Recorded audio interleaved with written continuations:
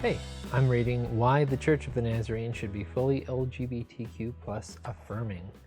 I'm reading chapter 30, The Spirit Transforms by Katie A Donaldson. We are in the Ally section. This chapter, the subtitle or the descriptor says, "The Church of the Nazarene must stop hurting people due to poor theology and irresponsible scriptural interpretation. May they return to bring the loving, holy people God has called them to be." It starts out very serious. What is love? Baby, don't hurt me no more. Hadaway's famous song lyrics may be about unrequited romantic love, yet the sentiment holds true in multiple situations, like how a religious denomination also holds power in demonstrating what love is. What is love? Is central for Nazarene theology. Mildred Bangs Winecoop's foundational book, A Theology of Love, The Dynamic of Wesleyanism, answers that question by saying that true holiness is essentially relational. Being a holy people means being in loving relationships. Thank you, Mildred. Yet even with a foundational theology of love, we get stuck in the scripture references that apparently call same-sex relationships sinful. We get manipulated by poor translations of scripture that use the term homosexual instead of pedophile. Or we end up using stories about cities being brought to the ground due to rape culture as an example of why same-sex relationships are a distortion of how God planned humanity's sexuality. But as Wesleyans, we can say that the Spirit has the power to move and assist in our understanding of all things.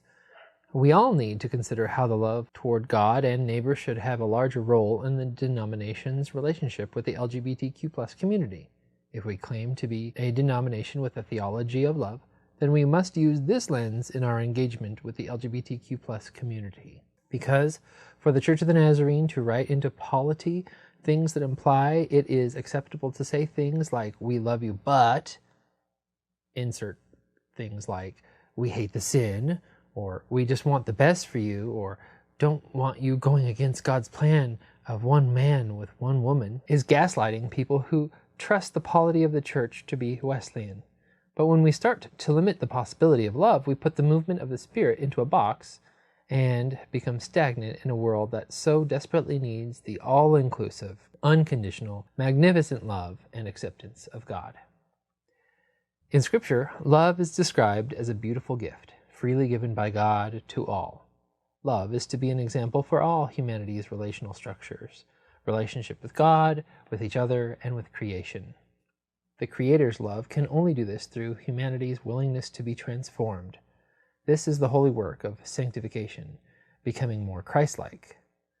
Whenever we consider Christ-likeness, we should look at his words here on earth, take into account who he was speaking to, and what culture was surrounding him. Just like how Christ's teaching helped the Spirit widen the Jewish understanding of conventional love, we too can allow our stance on sexuality and marriage to not be shrunk to an exclusively heterosexual perspective, but allow covenant love to be the focal point. Covenant love is presented throughout Scripture as God's original relational desire. It's a part of the shalom of God, shalom being the peace, the righteousness, the goodness that was always meant to be. We see this love between the first humans and the Lord. They lived in full connection without shame. The covenant love that the Lord constantly asks humanity to strive towards. To not be looking for self-worth through people's opinions, rather to find our self-worth and purpose solely in the steadfast, loving relationship with God. It is this concept of steadfastness that deems God's love as unique and something to desire. Steadfast means it will not waver, it will always be. It is not ever because of what we do, but rather how much we are loved by the Creator. This love is what is covenantal. It is a promise that the love will always remain. All relationships aim for this because it is full acceptance. This is the love God has for us. We are immeasurably loved because we are all children of God. There is no but or except to that statement. God's steadfast covenantal love is the shalom all humanity is searching for. This is the love the church is called to be sharing with all the world. The love that is constant no matter what. Church membership is a welcome into a community, a corporate relationship. Marriage is known as an example of God's covenantal love between two people, and gender does not play a role in that. It is the heart and the steadfast relational example that matters, and it is with this understanding that we see that gender does not limit God's example of love. Therefore, in relationship to both membership to the church and within a marriage, covenantal love is the key, and not gender. We should not limit God's love. Rather, let it expand its acceptance.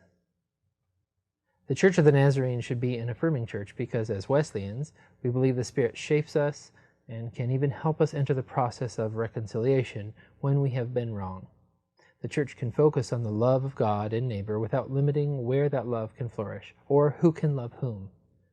May we live into this beautifully written statement from the Church of the Nazarene's covenant on human sexuality and marriage. The Church of the Nazarene views human sexuality as one expression of the holiness and beauty that God, the Creator, intended. Because all humans are beings created in the image of God, they are of inestimable value and worth.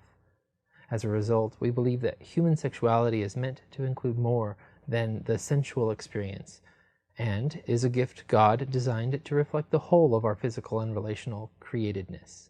That's in the manual. May we let love be love, and allow covenantal love to shape us. May we stop hurting people due to poor theology and irresponsible scriptural interpretation. May we be the loving, holy people God has called us to be. Katie A Donaldson is the pastor at Fallbrook United Methodist Church. It is because of her Master's of Divinity, an emphasis in cross-cultural ministry from Nazarene Theological Seminary, and years of practical ministry experience that she enjoys sharing God's hospitality. She loves connecting to the surrounding community of the church while building relationships inside. Katie, thank you so much for your chapter. It was great. And if anyone watching would rather read than listen along, the website is lovingnazarenes.com. Thank you.